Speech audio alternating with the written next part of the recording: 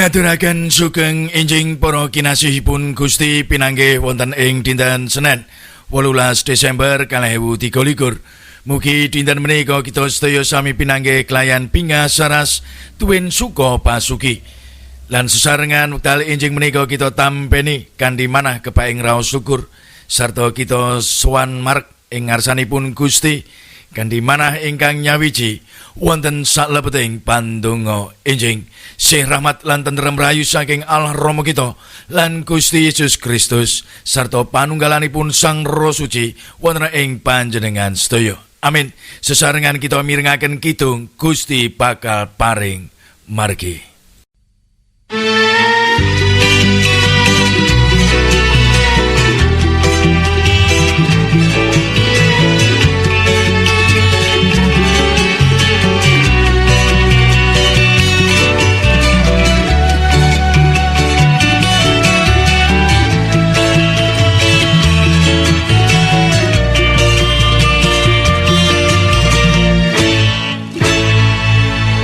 Gusti mesti bakal paring margi.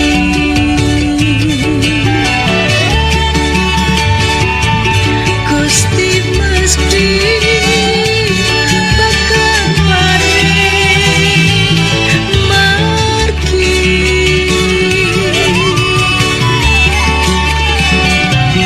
Yen kita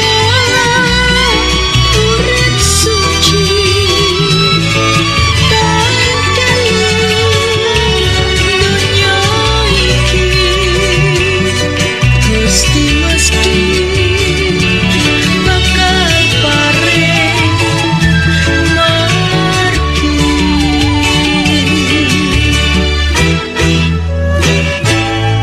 Gusti mesti bakal paring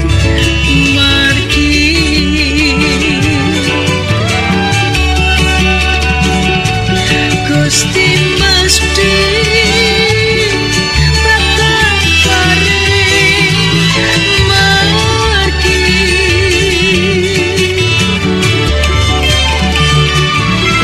Yen kita urip suci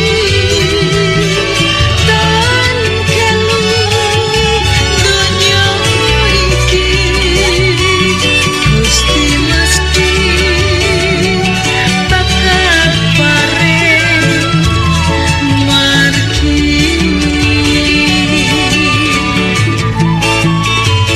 Asmaning Gusti tansah kasembatna siang rati samyo pasrah sumarah sarta tuhu angabekti tamtu Gusti tan kebran mubah musi ing ati uga kita pratiknya nuhoni tindak bener sayekti tuladanono setyaning Gusti mring kita sami ing samubarang tindak tanduk kang utami emuto Gusti mesti paring margi.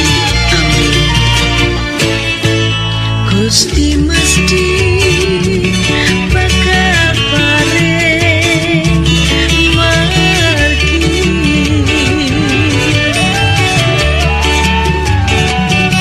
Gusti mesti bakal paring margi.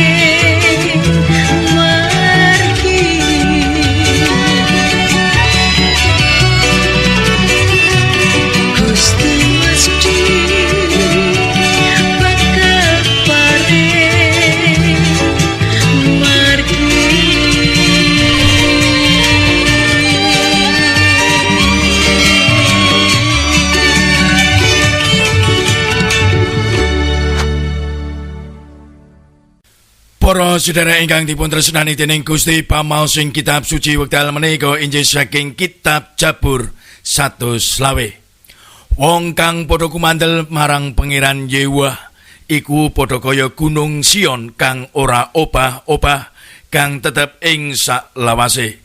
Yerusalem kinupengan ing gunung kaya mangkono Pangeran Yehuwa anggone ngamping-ngampingi umate wiwit ing sakmengko nganti ing saklawase. Tekene keprabone wong duraka ora bakal tetep ana ing bumi kang wis diundi kanggo para wong mursid supaya wong mursid aja nganti padha kumranggeh tangane marang piala.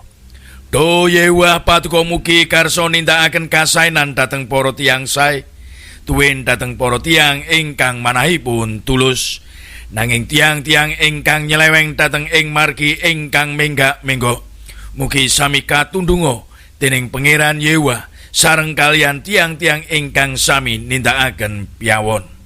Tentrem rahayu tumrapo marang Israel.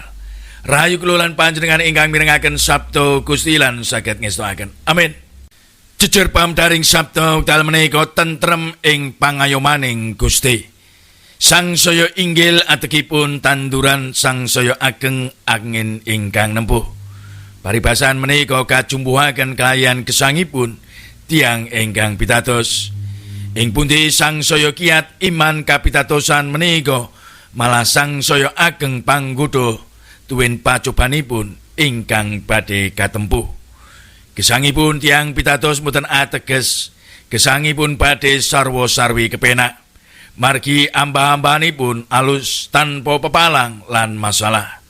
Saged kemawon ing pagesangan saya kathah perkawis badhe menika perkawis ingkang alit lan ageng sisah lan gampil lan sanes-sanesipun. Ing kawontenan kados mekaten kasantosaning manah menika saestu dipun betahaken. Sanadyan ing kanyatanipun asring kita rumaos ringkih lan sekeng. Saben tiyang boten purun dipun anggap ringkih lan sekeng. Mesti tasih kepengin dipun anggap kiat lan rasa sinaosa yuswa saya sepuh. Rasa ngadepi kathah perkawis lan panggoda sarta tepe saking memala. Margi kiat lan rasa gesang tansah ngraosaken tentrem.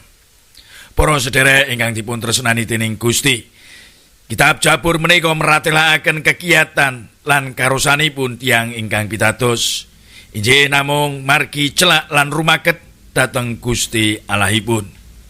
Boten wonten sanesipun ingkang saged damel kiat lan rasa. Injih kados gunung Sion boten opah lan ewah. Raos tentrem margi Gusti tansah ngayomi tuwin ngamping-ngampingi gesangipun tiang pitados saking kathah perkawis sarta nepiaken gesangipun tiang pitados menika saking memala. Mila ingkang saestu pitados awit menika ingkang badhe dipun tampi dening tiang pitados injih menika tentrem gesangipun tetep kiat lan rasa sinaosa saya minda inggil lan saya sepuh. Para sedherek ingkang dipun tresnani dening Gusti, samangke Gusti piyambak ingkang rawuh lan nyelaki para kagunganipun. Sang jabang bayi ingkang sanadyan ketingalipun ringkih nanging kuasanipun menika badhe ngasuraken dosanipun jagat. Gusti rawuh kangge mitulungi lan nyelametaken kita ingkang pitados. Saipo pingahipun gesang kula lan panjenengan awit Gusti piyambak sampun rawuh kangge kita. Samangke sinaosa badan saya ringkih nanging tiang pitados menika tetap rasa lan kiat manahipun.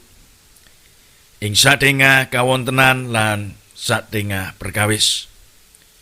Sinaosa sekeng boten gadah menapa-napa nanging manahipun tetep pitados bilih Gusti badhe tansah paring kajegapan.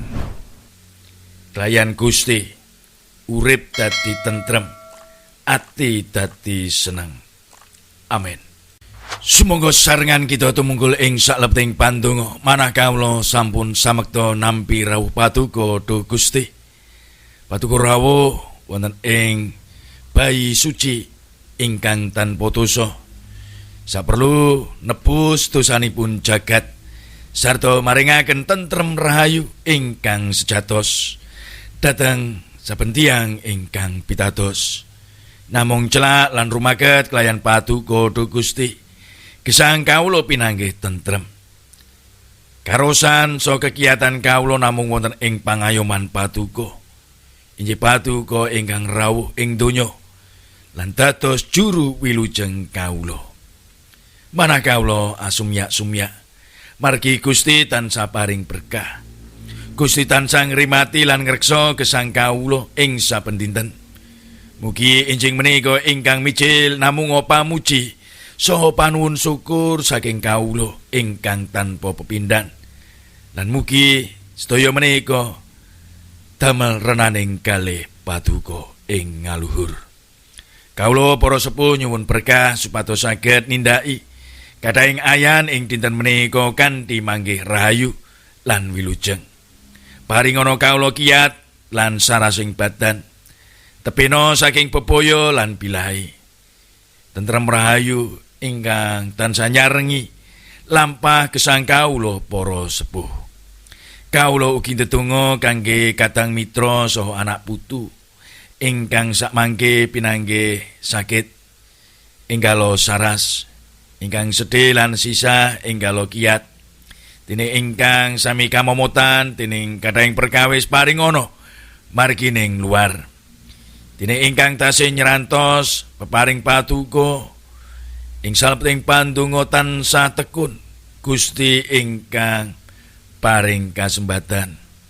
Namung Gusti ingkang kuwasa paring sih kawelasan tuwin kamirahan dhateng kawula para tiyang pitados. Kawula sumindelan sumara dhateng Paduka Gusti. Sedaya sambat lan pandonga kawula mugi salaras kelayan karsa Paduka. Kadatosa tuwin panerak kawula mugi Gusti karsa paring pangapura. Wonten ing asma Paduka ingkang suci Gusti kalo Yesus Kristus kawula sampun ndedonga. Amin. Sugeng ngayahi jejibaan ing dinten menika.